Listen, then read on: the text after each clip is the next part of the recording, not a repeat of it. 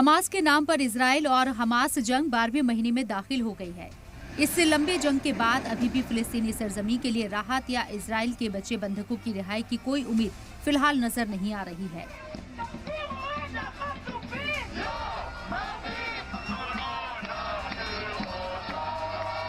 Israeli PM Benjamin Netanyahu की हठधर्मी अभी भी जारी है।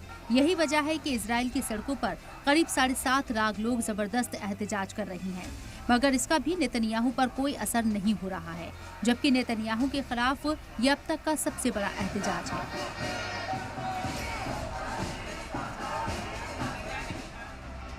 एहतजाजियों का कहना है कि नेतन्याहू अपनी कुर्सी बचाने के बजाय हमास के साथ सीज़फायर की पहल करे ताकि बंधकों की जल्द से जल्द रिहाई हो सके।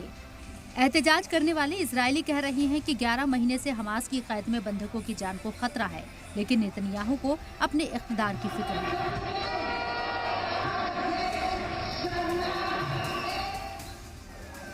एहतजाजियों ने अमेरिका को भी मुखातिब करते हुए कहा है कि इजरायली पीएम बेंजामिन नेतन्याहू को बीच से हटाकर सीधे अमेरिका हमास से बातचीत करे और जल्द अज जल्द सीज फायर तय कराए।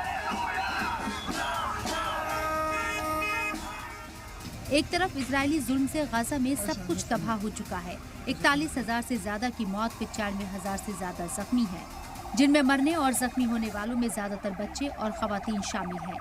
गाजा में 18 लाख लोग अपना घर छोड़ चुके। इजराइल और साउथ लेबनान में भी हजारों लोगों को अपना घर छोड़ना पड़ा। गाजा की 59%, साउथ गाजा की 70% से ज्यादा इमारतें तबाह हो चुकी हैं।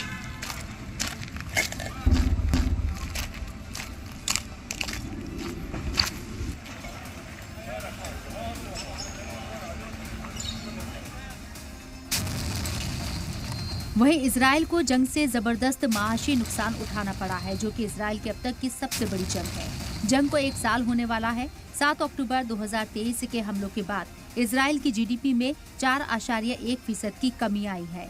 इजरायली मालियात, कारोबारी सरमायाकारी और सारिफीन के एतमाद को नुकसान पहुंच रहा है। लेकिन इसके बावजूद भी इजरायली पीएम बेंजामिन नेतन्याहू को ना तो अपने बंधकों की फिक्र है, ना ही अपनी सरजमी पर हो रहे जबरदस्त एहतजाज पर नजर है, और ना ही इंसानियत के नाम पर नेतन्याहू का ज़मीर जाग रहा है। सलाम टीवी के लिए नदीम अहमद की रिपोर्ट।